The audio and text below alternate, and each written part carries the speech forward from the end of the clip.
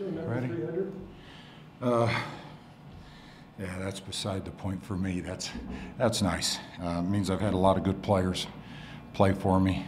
I've been fortunate to be at the same school for a great deal of time with tremendous support from Tom Berman, the administration, but boy, that's something for the players. And like I said, I've had a bunch of really talented ones that buy in to what we're asking to do. And when I take a look at this game, it's very much what we ask players to do. We're better off when we have a number of people trying to score. And Boise State creates such issues for you. They'll switch you 1 through 4. They'll play you zone for a while in a possession, and then they switch it to man. And it requires you to be really good in that motion offense to understand what's going on. We got away from it a bit to make sure that we could use a little bit more power game where we knew where the switches were going to be, which was a little easier. And then we asked people to put the ball on the floor.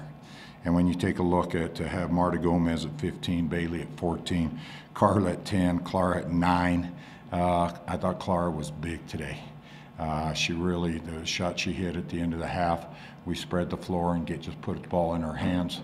And then I thought the defensive effort was there for 40 minutes.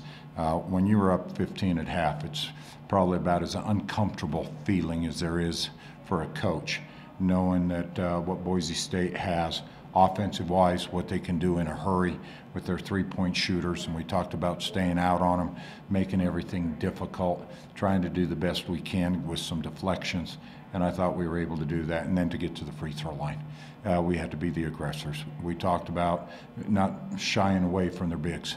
When you go to the lane, you got to attack people. You can't just back off and hope that you can make a shot. And to get to the free throw line, and not only did we get there, but we made them. And I thought that was big for Bailey today. Bailey got to the free throw line.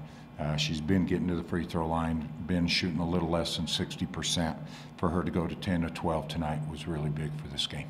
Joe, along those lines, the physicality of this game, you knew this was going to be physical. Offensively, defensively, it looked like your team stood up to them as well as maybe you have all season. Yeah, you take a look at it. They played 9 players double-digit minutes. We played 7. Interesting enough, we played less minutes than we did on Wednesday night. Wednesday night we had 4 players over 36 minutes. I knew we had to keep resting people to stay sharp defensively and on shooters. And so when you take a look at it, having people at 30, 31, 33 minutes, our rotation was good, but that meant that Quinn stepped up, Slajana did a good job, Teresa came in and answered, but we knew it was going to be physical. And as you noticed today, I believe they went 4, if not 5 post players deep. And that just puts a lot of pressure on you because that's a lot of fouls they can give up being aggressive. And I thought we answered today. How much does it mean for the development of this team that Marta can only take 1 shot the entire first half and you can be up by 15? It's what we talk about. Every day in practice, we talk about a good shot, a better shot, and the best shot. It's never about that we got to get Marta X amount of shots. Marta has to work just as hard as everybody else in the offense. What shows the development of Marta is that she doesn't force shots. I mean, she's 4 of 8 tonight, and she had to take a shot with the shot clock winding down.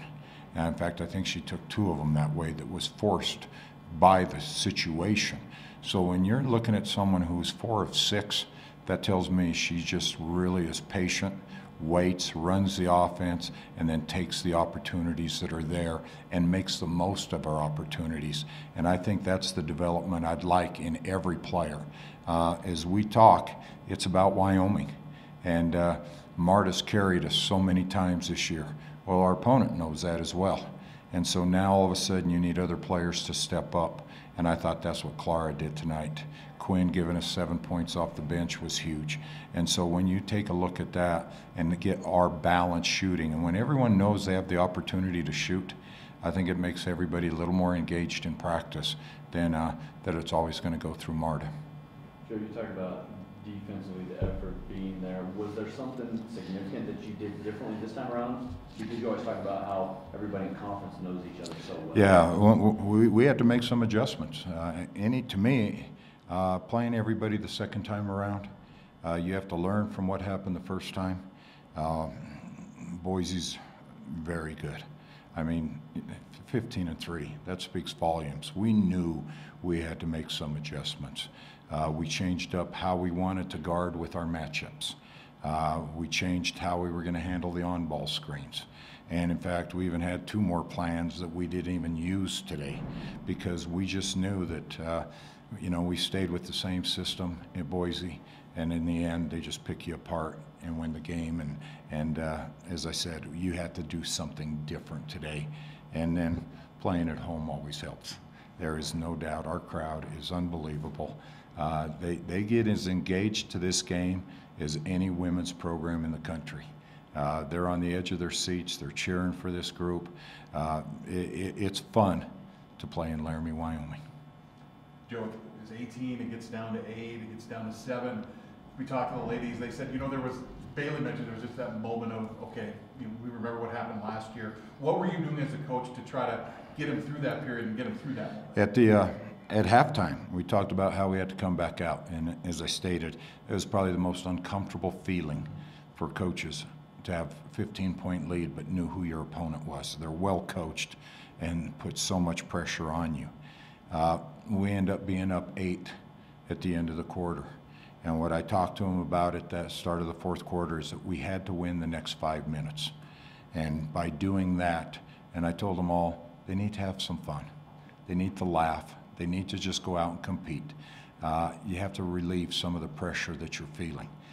At the media timeout, it's a 9-point lead. And that whole time was talked about how you won 5 minutes. Whether it's a point or 10, you're still up. And you found a way. Now you got to do it again.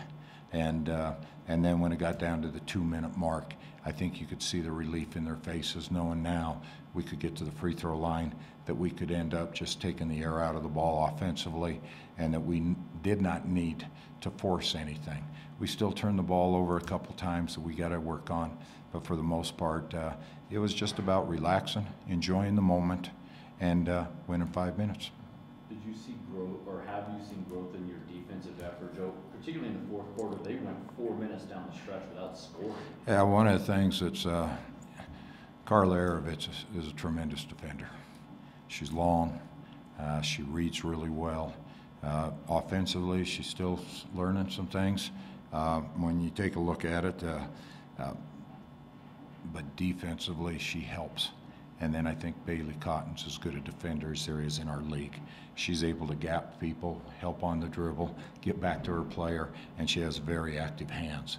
And when you have those 2 players being able to do that, that takes away a lot of the floor. And then we got Taylor Rusk out there just shadowing you wherever you go, and she's good at doing that. And then Clara, as I always say, Clara just loves to get after things. And I give her a little more leeway, and they hit a 3, and she looks at me like, I know I should have went over. You're right. And I chuckle because she goes, that was my fault. And I'm going, yes, we know. And it just creates a little enjoyment in a very stressful situation.